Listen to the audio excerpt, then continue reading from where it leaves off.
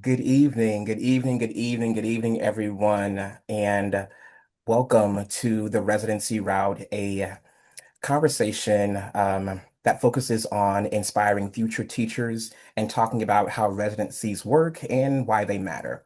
Tonight, you'll hear from educators who will share their journeys, talk about opportunities and challenges, and offer advice to help you explore teaching as a path forward.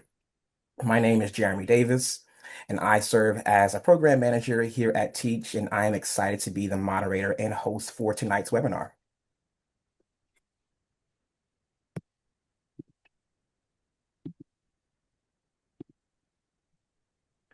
So here's an overview of our time together.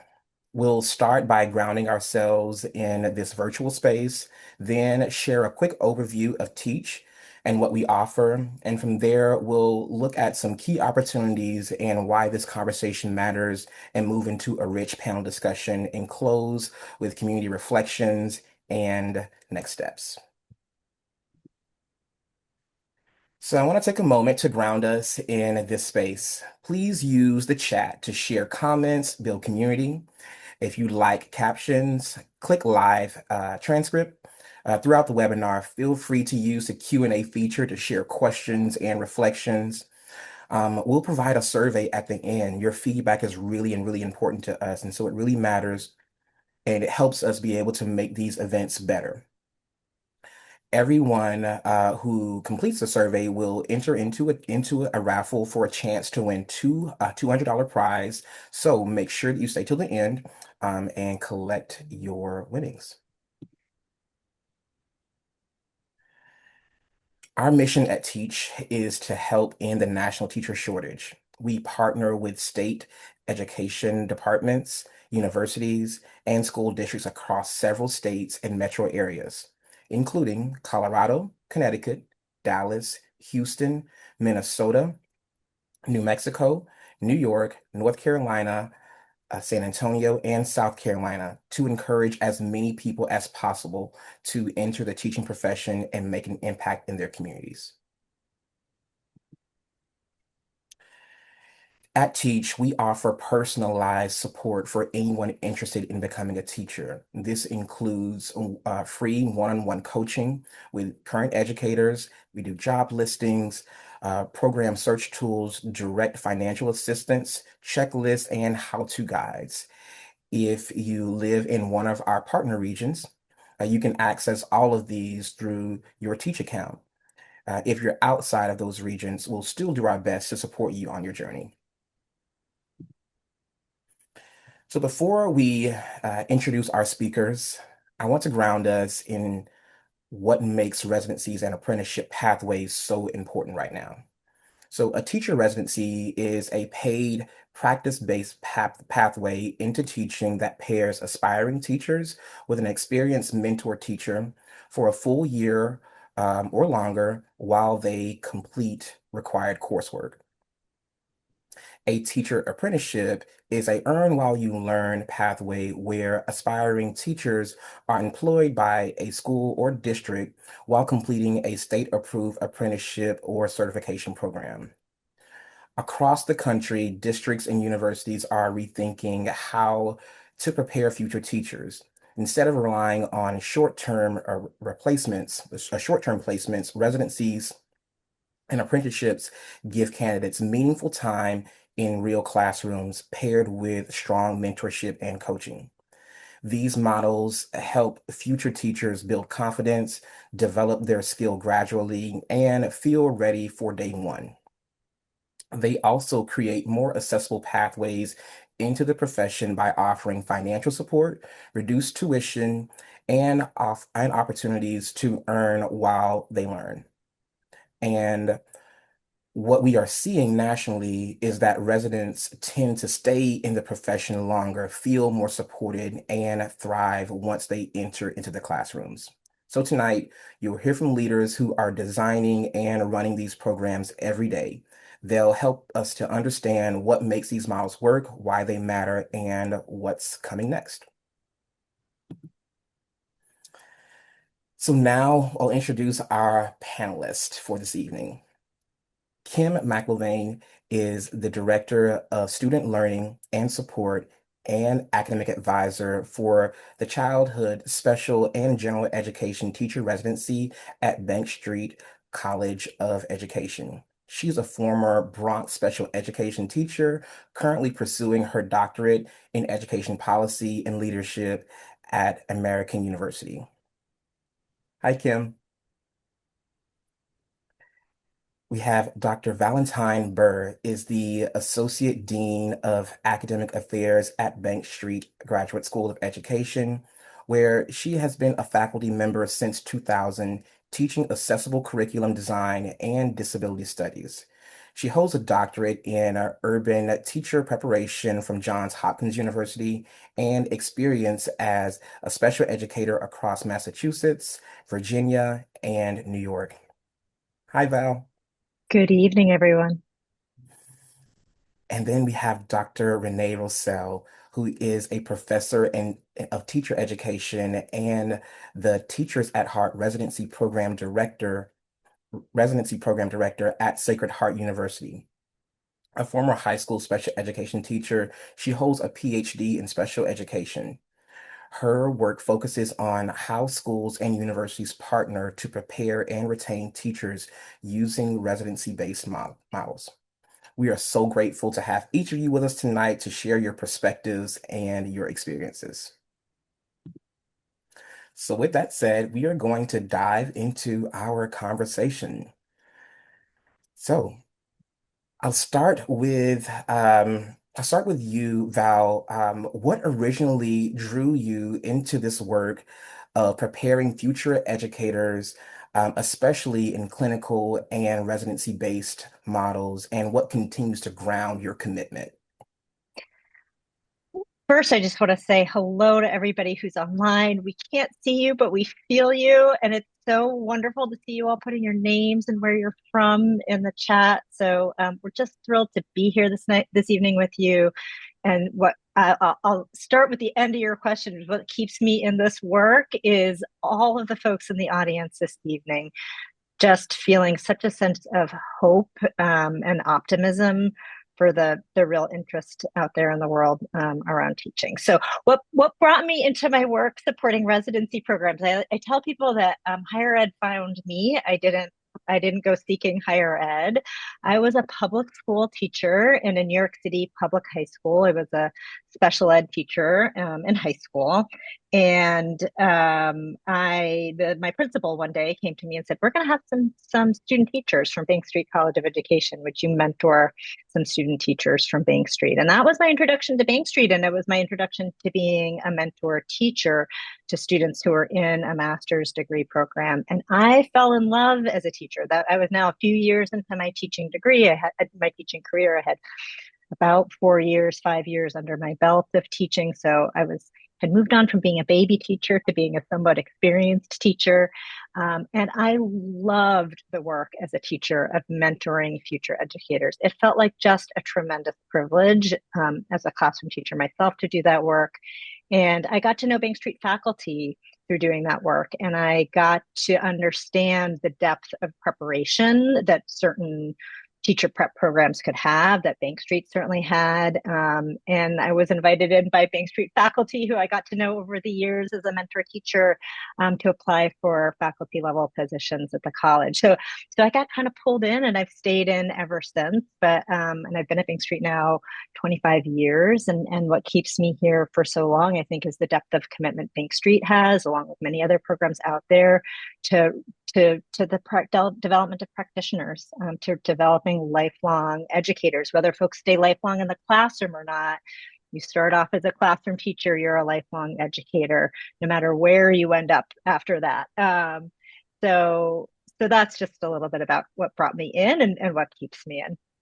Yeah, I love what you shared, and I can totally identify with the feeling of being drawn into education. I had an entirely different career years ago, but education was calling my name, and so thank you for answering that call and being one of the folks that now helps to develop those future teachers and aspiring teachers that will one day make a huge impact in our classroom. So thank you. Kim, From your vantage point, advising and supporting residents directly, what makes this type of preparation meaningful for the candidates that you serve? Sure. So also, hi everyone. I was muted when Jeremy first introduced me, which was the story of my life. And again, happy to see people. I even saw a name that I knew. So, ooh, exciting. First, I want to say that this is a really opportune time for me to be talking about this because I am finishing my end of placement interviews with my mentors and my residents. In our program, we have two placements in a year because it's a dual certification program, students with disabilities and general ed, so people are getting ready to make that switch. What I keep hearing from the mentor teachers is that they wish that they had had this level of Mm. support and this type of experience when they were first starting out. So I think that's really powerful about what residency programs can do. I kind of like to compare teacher residencies with medical residencies Okay. because it's an immersion experience. You are there in a classroom from day one. You are fully immersed. You are part of that classroom life from the first day of school to the last day of school. Our residents are there when teachers are preparing their classrooms in the very beginning. They meet the students when the mentor teachers meet the students. They're there on the last day when they have to say goodbye and they move on to the next grade.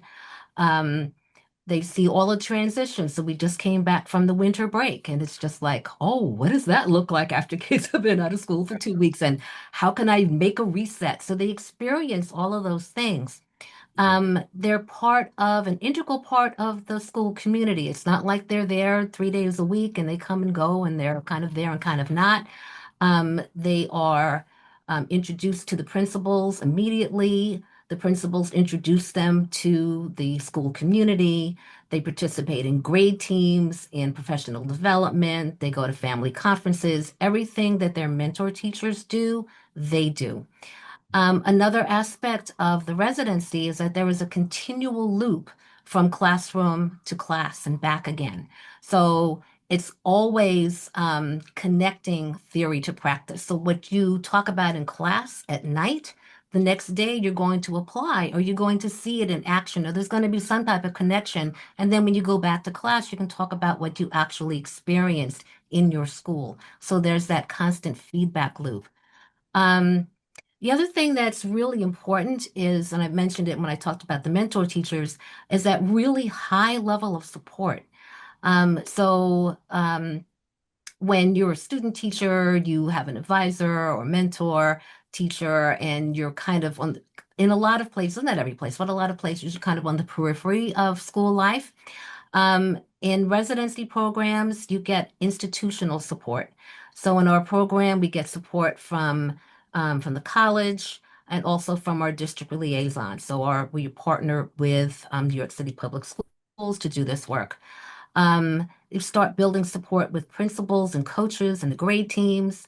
You get on-ground supports from your mentor teacher as well as from your Bank Street program advisor and from Bank Street faculty because they know that you're working all day and you're in their class. And so there's support there as well and understanding. I think the major support, though, is the peer support.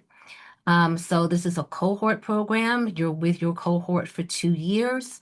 We meet twice a month in what we call conference group, where we talk about problems of practice. There's a lot of not only support from the advisor, but from each other, and that those bonds are really strong. The other thing that I'm really excited about in having these end of placement meetings is that without fail, every mentor teacher has said, if you need me, I am here. You have my cell. Call me. I'm here. I do whatever you need. And I've seen that play out over the years. Yeah. That's so critical and so important. I myself did not come into education and teaching through a residency program, but I do know the power of having a mentor teacher. I had a wonderful mentor teacher my first year, and it's so great to hear that residents get to work alongside those folks and do everything they do and learn from them, during those first years as they get acclimated to the classroom. So great. Thank you for sharing that. Renee, You've led teacher preparation programs across institutions and national networks. So, what keeps you passionate about innovating and improving the clinical preparation? When you ask that question, I come back to an answer that I give a lot, which is I think I'm inspired and passionate about innovating and improving clinical preparation and school university partnerships that support residency-based programs because I want all students to have the kind of teacher that I would want my loved one to have. I say that a lot, Yeah. that this model does that kind of work. It creates highly prepared teachers, the kind of teachers that I would put my own family member with. And Yeah. so I think about the work as high stakes, and it really comes down to impact. That the impact that our programs, our residency-based programs are having on the PK-12 students are always centralized in my thinking, and the impact that our students are going to have on those students, because without a without uh it- our work is all about the student. Yeah. So there's a lot of factors that come into these programs, but at the end of the day, the impact that we're having on the student learning is what matters the most, and ensuring that teachers are well prepared to meet that challenge. We know that even just one underprepared teacher can have such detrimental impacts on a student's learning that we have to do everything we can to be sure that our candidates know just not just content and pedagogy, but also can create learning environments that are safe socially and emotionally, which I also think residency-based programs do a really good job of. So that and just seeing the difference that our teachers are making every day in the schools inspires me to keep going and to innovate and continue working in this space. Yeah. I mean, how important is that? I mean, just to hear you say that, you know, it's work that I would recommend to even my own like family members. So I know how passionate that can be and how passionate you are about doing this work just from hearing that statement alone. Um, and so earlier I defined a little bit about what apprenticeships and residency programs look like. But Renee, I want to give you a chance to dive in a little bit deeper. So what are the components of a strong residency model? That you see as essential for preparing candidates to be ready for the classroom on day one? I was fortunate to come to Sacred Heart University to create a dream program. In collaboration with NCTR, the National Center for Teacher Residencies, we worked over the course of a year to build a residency program with Bridgeport Public Schools in Connecticut, which is always in competition with Hartford, our capital, over which district's larger. So it's one of our larger districts. And we built the program together, and we came up with these essential criteria that really matter to us. They were the hills we were going to die on. Okay, so it was the year-long supervised practice to be able to see the full arc of a school year. It was a deliberate match with a mentor, meaning not randomly assigned, because this is really a marriage for a year. And so that needs to be done with thought and care. It Number three would be the community of support that includes peers for the resident that are going through the same experience. Four would be coursework that is responsive to the district specific needs, right? Because sometimes the universities are teaching things that aren't contextualized. And we wanted to build curriculum and coursework that supported what the district was telling us that students needed more of. The fifth one would be wraparound support for everyone involved, meaning support from the district and the university for both the resident and the mentor, not just the resident, that we provide this wraparound support for all the stakeholders. Okay. Also, just there's a couple more designated time with the mentors for professional learning. So they come to the university once a month for 6 hours, and we work with the mentors on coaching strategies to make sure that they know how to work with their residents. And then, of course, we can't forget the one thing that we all are trying so hard to sustain and make possible is the stipend. the Mm. stipend and or tuition assistance, both if possible, to make the choice to be a teacher reasonably financially viable. Yeah. Yeah, one of the things that stood out is providing that context to what the school district needs, and what the school district or the school that they're going into, what it looks like in practice. Many times that is what's missing in preparation programs is I know practice, but what does it look like and feel like in this district, in this school? So hats off to you all for making that a really big part of your model. Kim, how do you structure mentorship and ongoing support for residents so they feel confident and capable as they step into increasingly complex responsibilities as educators? Okay. Well, as Renee mentioned, that wraparound support is really, really important. Yeah. We support our residents with a gradual release of responsibility. So when they come in, they have very specific things that we ask for them to do. And gradually they take on more responsibility while they're constantly being mentored by their mentor teacher and by their advisor. We have a pacing calendar that shows week by week what they should be doing. How many morning meetings are they leading? How many transitions? Which small groups in which area?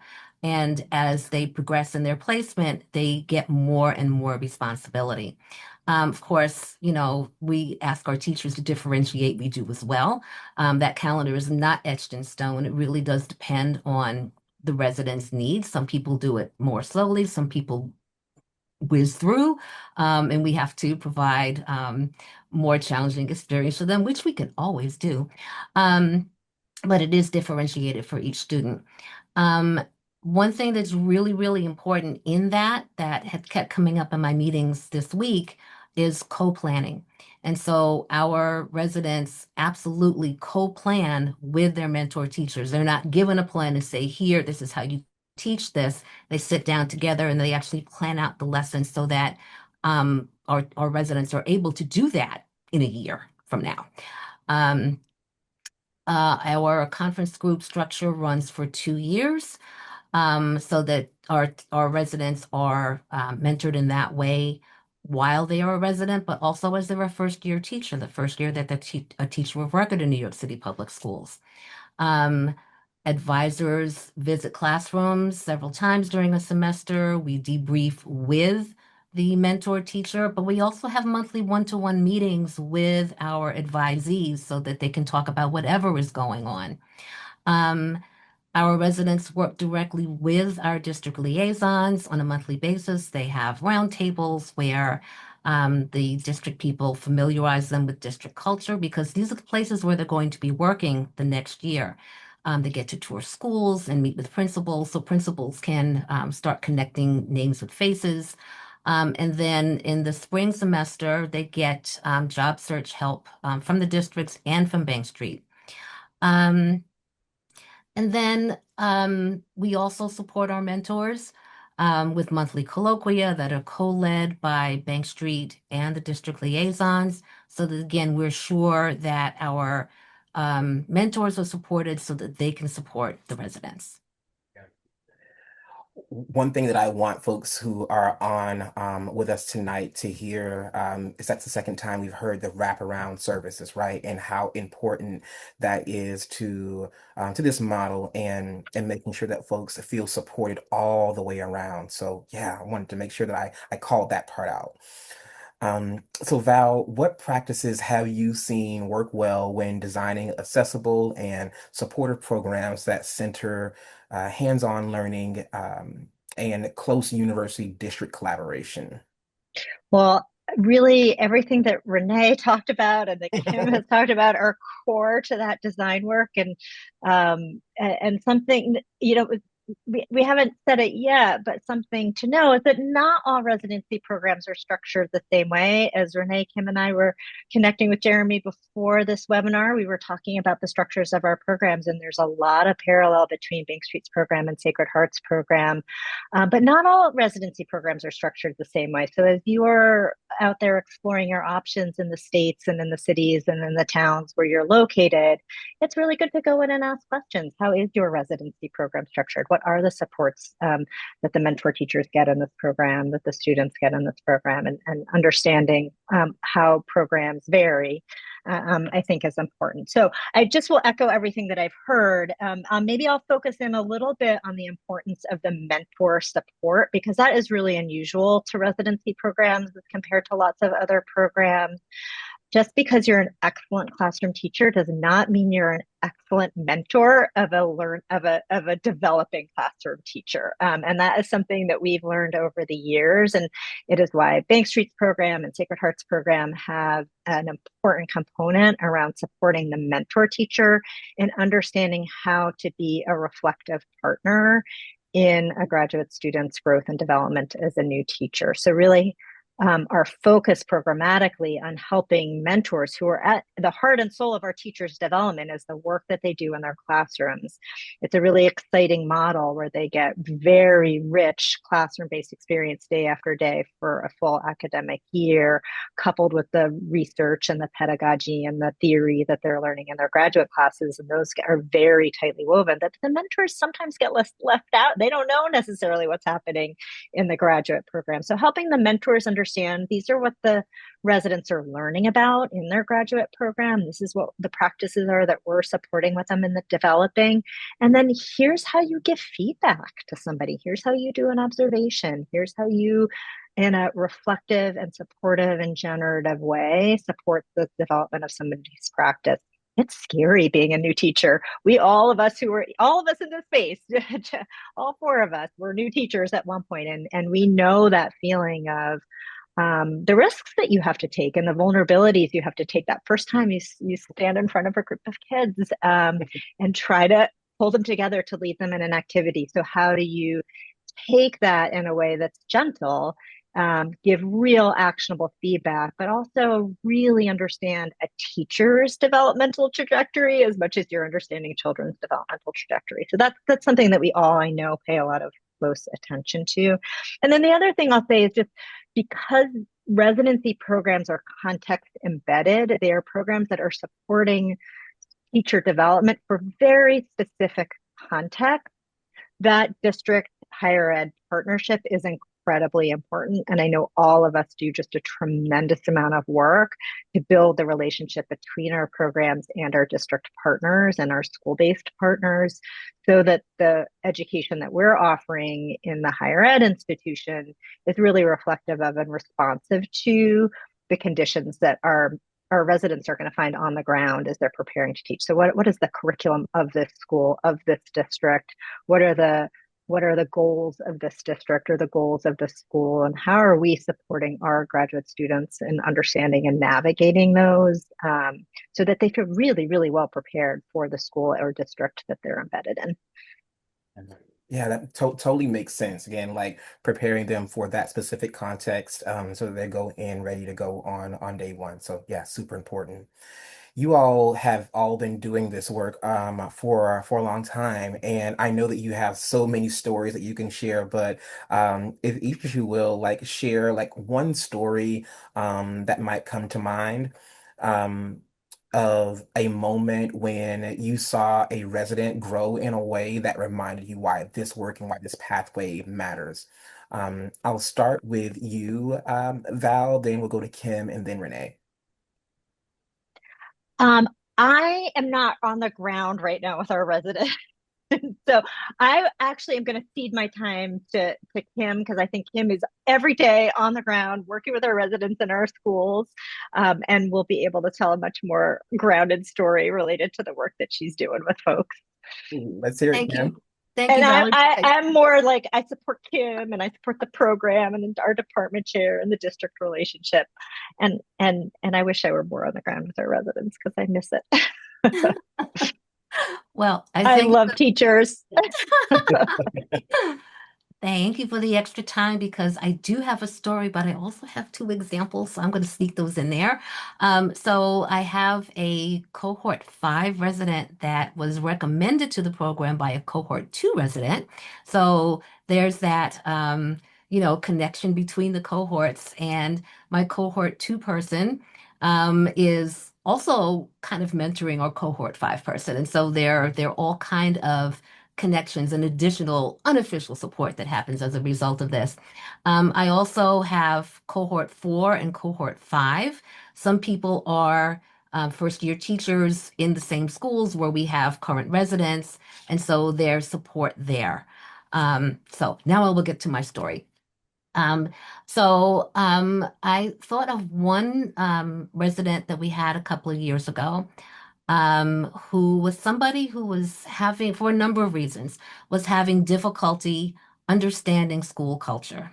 She was a career changer. She had not been in schools, and she had certain ideas about how things should go, and she sometimes expressed things in ways that were pretty counterproductive. And so I had to have some pretty hard conversations with this student. Um, and actually met with her mentor teacher. She was in an ICT class, an integrated co-teaching classroom, so there were two teachers in that classroom. We actually had a restorative circle with everybody involved, with an outside circle keeper to repair the relationship. And the resident learned some things. She was able to hear and get support in ways that were not punitive and that were tailored to exactly what she needed.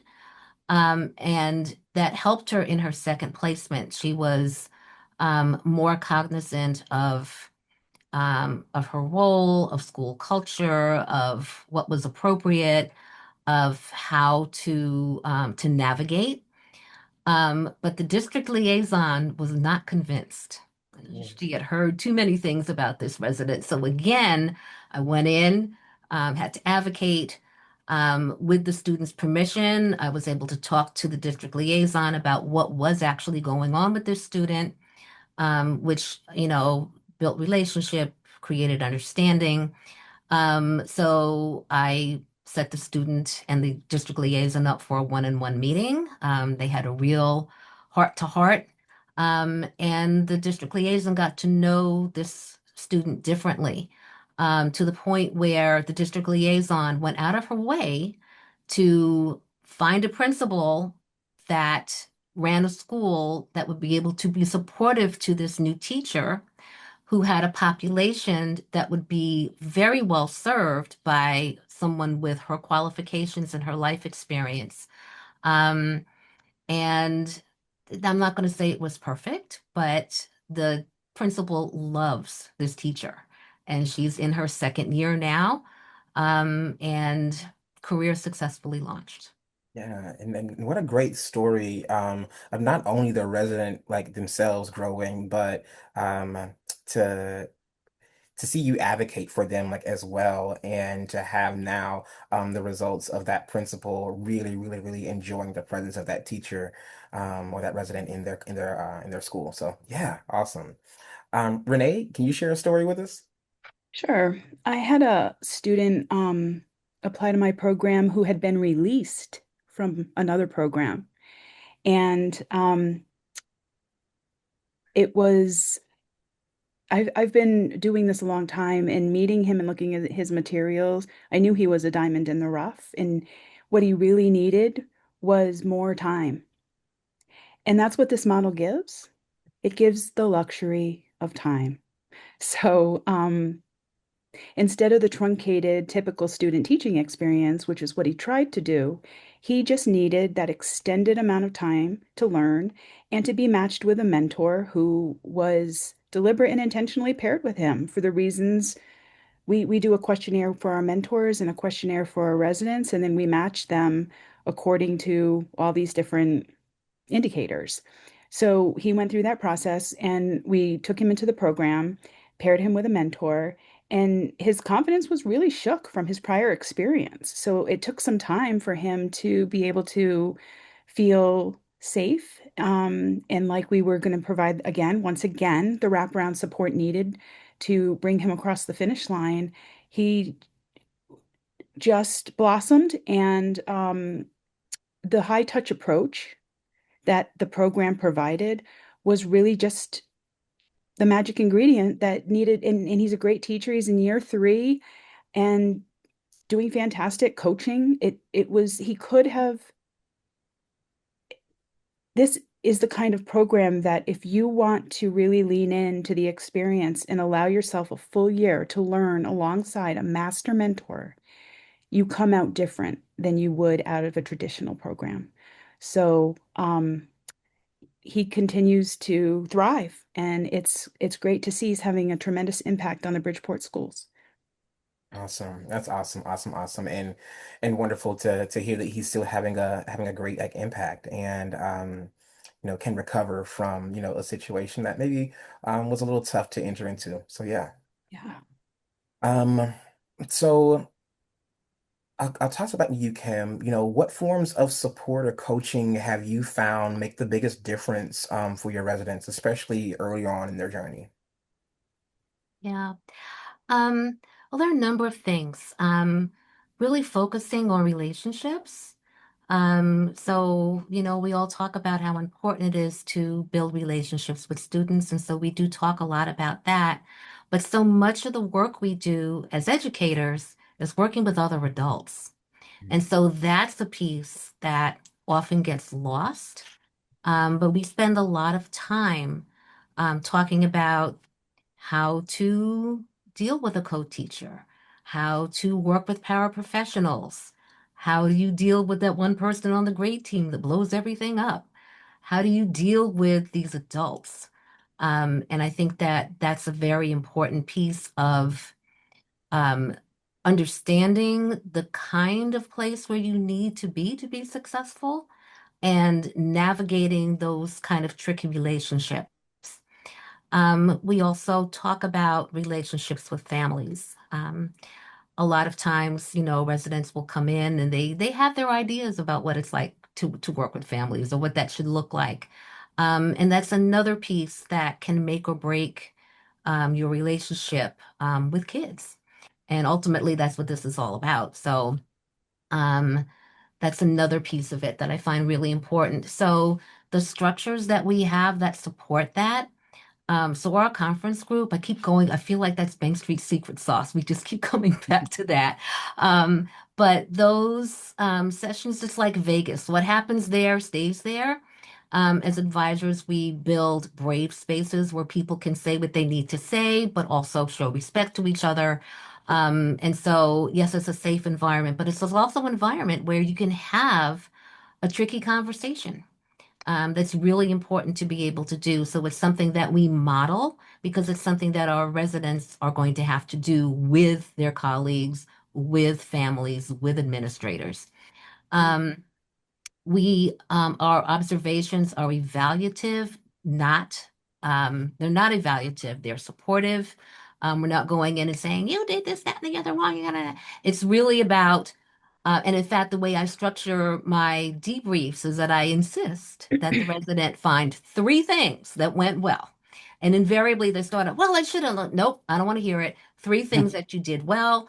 I will say three things that they did well. The mentor teacher will say three things that they did well. And then we'll talk about the one thing that we want to focus on from that lesson. So again, um, being really supportive and finding the positives because it's so teachers are hard on themselves. New teachers are particularly hard on themselves. So finding the skill and the knowledge and the competence that's already there and I also cannot enough stress the importance of peer support, which again Mhm. goes back to conference group.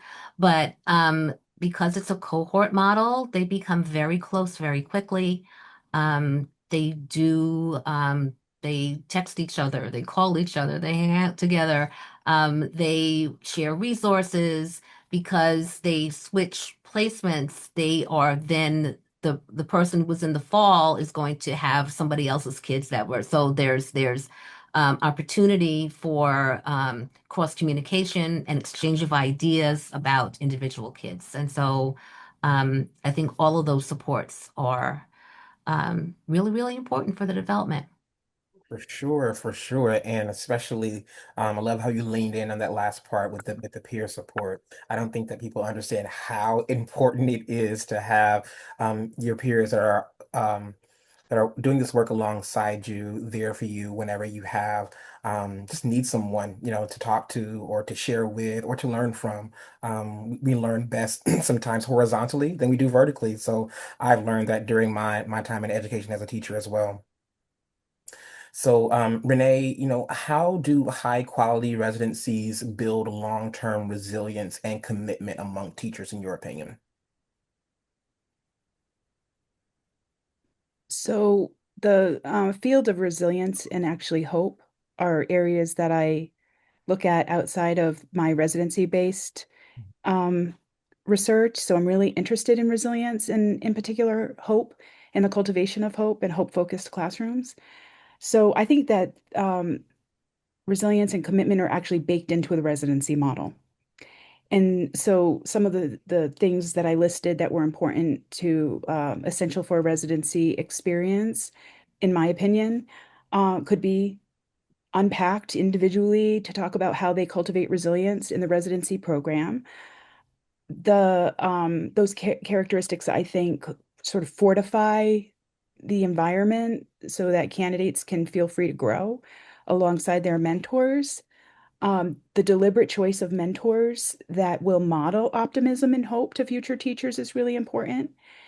And I think that if I had to choose one thing that I know for sure cultivates resilience through this model, it is relationships. And I think we've all already touched on that.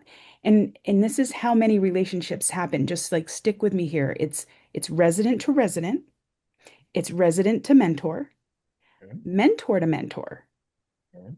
mentor to the university, resident to the university. And so there's a lot of relationships there. And the support and connection is always available in this model in one of those configurations. And that's one critical aspect to staying resilient and thereby committed to teaching. Yeah. I love that because that's what we're in the game to do. We are here to make sure that teachers not only get into the classroom, but they are prepared to stay long term so that that students can have that impact, that long-term impact that they can bring to them. So yeah, perfect. Val, across your work preparing educators, what patterns do you see in what helps candidates thrive, not just during the program, but once they enter the classroom? Yes. Well, you just started to touch on it, Jeremy, in terms of talking about what keeps teachers in the classroom. And when we talk about teacher shortages, we are remiss if we don't talk about one of the major reasons we have teacher shortages is because of the high level of teacher turnover. So the data around how long new teachers last in the classroom is pretty dispiriting data. Um, on average, new teachers last, if a new teacher lasts 5 years, we're happy about that. There's just a very high level of teacher turnover. The good news is that there's some pretty good, robust data that programs like residency programs that have significant embedded teacher practice in classrooms with close supervision from site-based mentors and faculty mentors at higher ed universities tend to have much better outcomes in terms of longevity in the classroom and longevity in the field. So that's really exciting. And it's interesting to think about why. Why is that somebody who goes through a program like the ones that we've been discussing here might stay in the field longer than somebody who's in a kind of fast track, quick in, and honestly quick out kind of program. So I think that some of that is goes, I mean, I not to not to keep saying it, but some of it really goes back to this idea of relationships that Renee and Kim have been speaking about. If a teacher thinks that teaching is a solo act and they go in their classroom and they close the door and they do their thing and they leave at the end of the day and they come back the next morning, they are going to burn out fast. Teaching is an amazing job. It is incredibly rewarding. It is incredibly exciting. It's never dull. It's never boring, but it's hard. And there are days that it's hard, and there are children that are complicated, and families that are complicated, and colleagues that are complicated.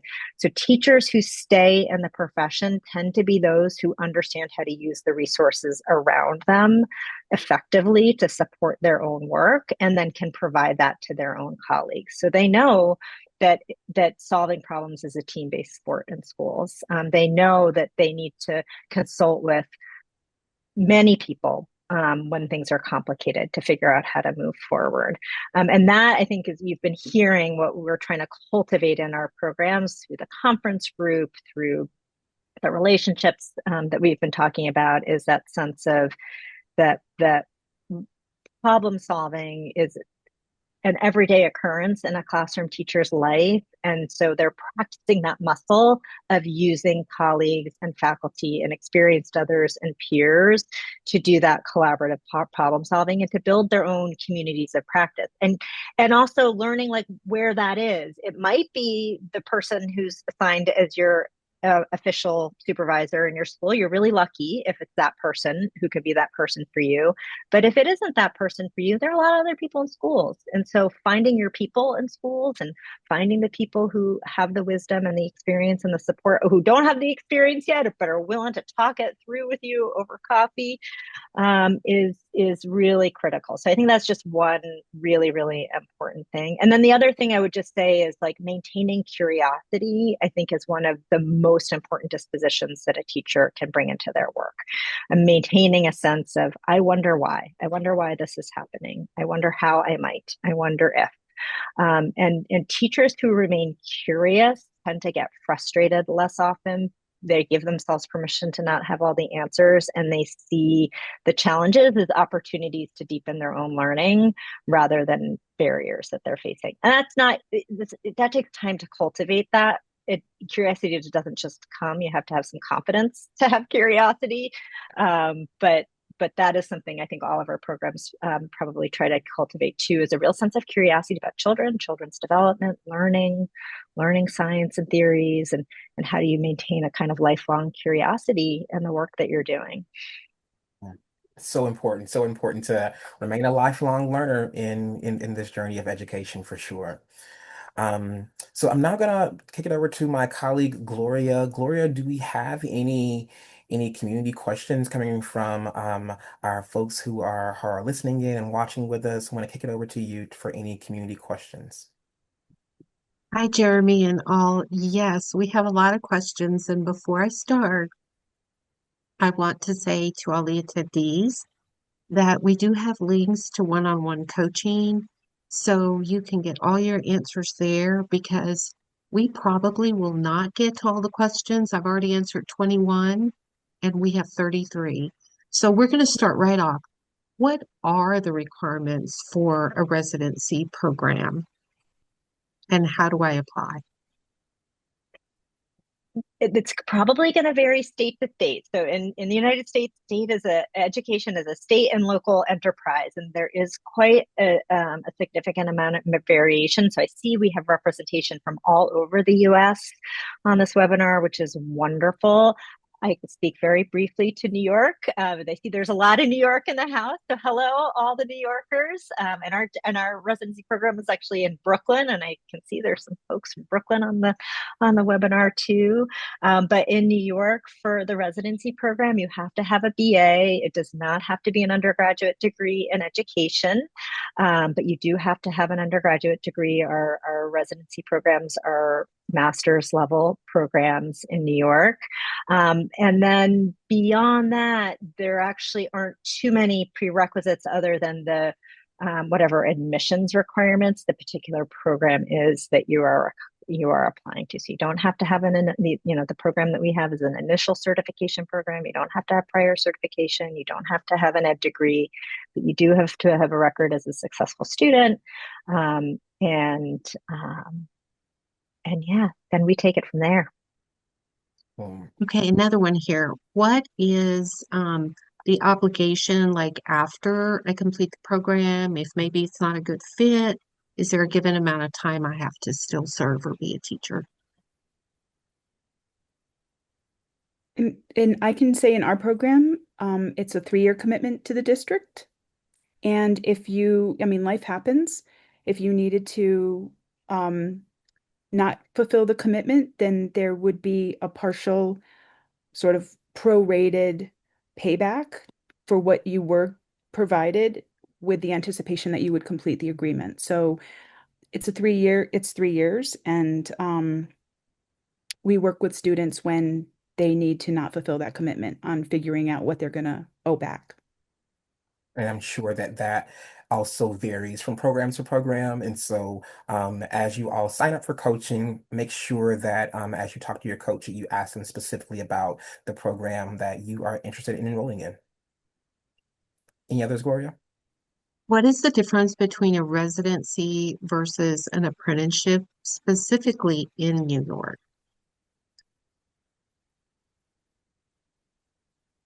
That is not a we at Bank Street, we only have residency programs. So we do not have apprenticeship programs. So don't, Yeah. I think I would be speaking out of the bounds of what I can speak to with authority to answer that question. So Yeah. maybe someone from teach.org can get some more responses to that question. Yeah, earlier on, like, I'll just share that, we shared that the difference between these programs, and so diving in on apprenticeships is that it is an earn while you learn program. And so many of these programs are connected to state and or federal programs. And so think about it in that way where you are employed by a school district. Or a school, and you are earning while you are part of our program where you're getting certified. So there are differences in how they are supported, and there are differences in how they may be funded there. But again, these are great questions, and I think that they're great for those folks who are interested in moving forward with coaching and moving forward with signing up for one of our one-on-one coaching sessions to be able to get some of those specific questions answered in your region. Do you have to have a teaching job or offer of a teaching job in order to begin a residency program? No, you do not. The higher ed institutions have partnerships with schools and districts, and so like the way it works at Bank Street is we have a set of relationships in District 13 and District 16 in Brooklyn, but residents do an interview when they go to get matched with a mentor teacher so that as Renee and others have spoken to, we have a sense of good fit, that the mentor is excited to bring that resident into their classroom. But typically the university, wherever a residency program is, it's typical for the higher ed institution to have a set of relationships with schools and districts, and then to make those opportunities available to students who are admitted into the residency program. Okay. Are there limited number of residency slots? And they're talking about Connecticut specifically, but maybe you can just speak to your own experience in your state or other states. Or is everyone eligible who applies for a residency program? Having a little coughing. Um, in Connecticut, in our program at Sacred Heart University, we partner specifically with our residency program with Stanford Public Schools and Bridgeport Public Schools. And our cohorts have been around 15. There are a certain amount of spots. We take people based on fit, and we could go up, we could go down. It's really about a good match, as much for you as it is for us. So our program comes, I'm not sure, I'm not sure if we're going to cover this, but our program does offer a $30,000 stipend in addition to a tuition benefit. So if anybody is interested in that, I can talk more to you about Connecticut specifically if you reach out. Okay. And Gloria, we have time for just one more. So we had a comment that someone really wanted to know more specifically about the actual path to a residency. I think we've had several questions about that. For example, someone in Connecticut said they're finishing up a second career, and they're really interested in teaching in middle school. And what is the best course to move into that path, given that we're speaking about these? So They're really interested in what? in a middle school setting and teaching in middle school.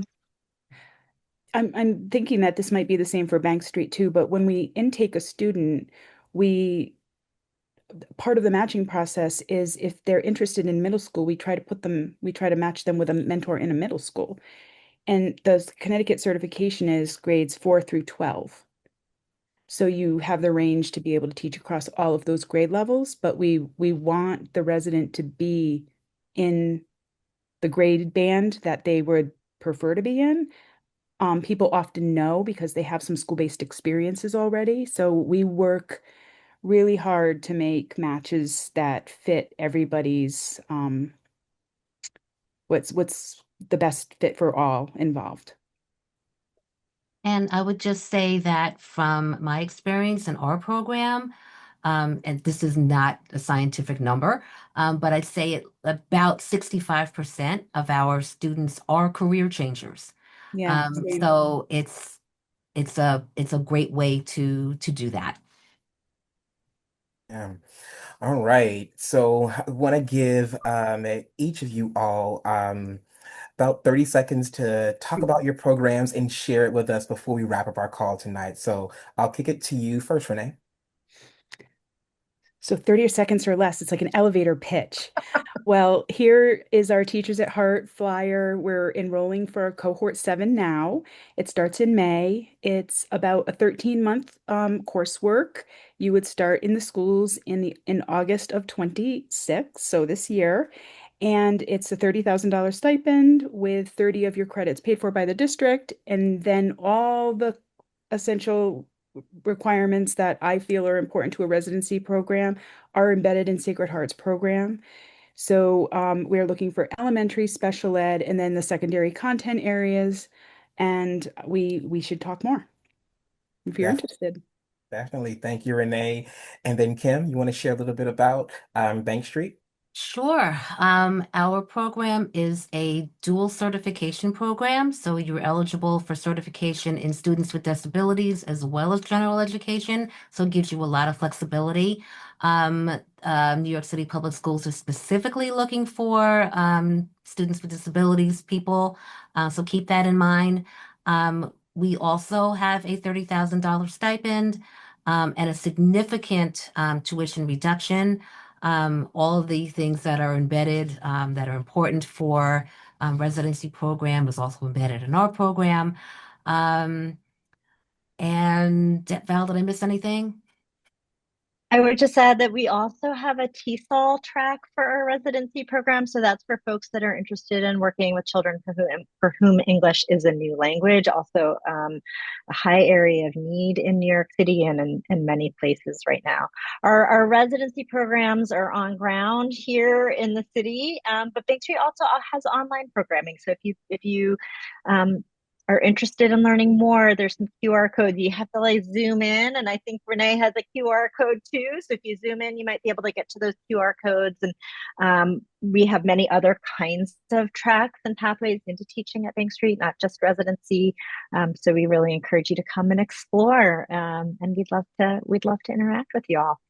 Yes, and thank you all so much for being with us tonight and for sharing your experiences, your thoughts, and giving us, the real about, what residencies look like in practice. And thank you all so much for sharing your knowledge. I know that you all heard about these two programs specifically tonight, but there are programs all over. And as I mentioned earlier on the call, we are in many states and metro areas. And so we encourage you all that before you leave, that you leave with a concrete next step, and that is to sign up for one of our one-on-one coaching sessions here at Teach, where you can talk a little bit more about these programs and more with one of our coaches who's a current educator and who can help you navigate your pathway into the classroom. So take a moment to scan the QR code that you see on the screen or use the short link in the chat to get started. And we'll also follow up with some resources, including information about programs within your specific state or area. And with that, we want to thank our speakers again for sharing your wisdom and your experiences. Thank you for joining us tonight.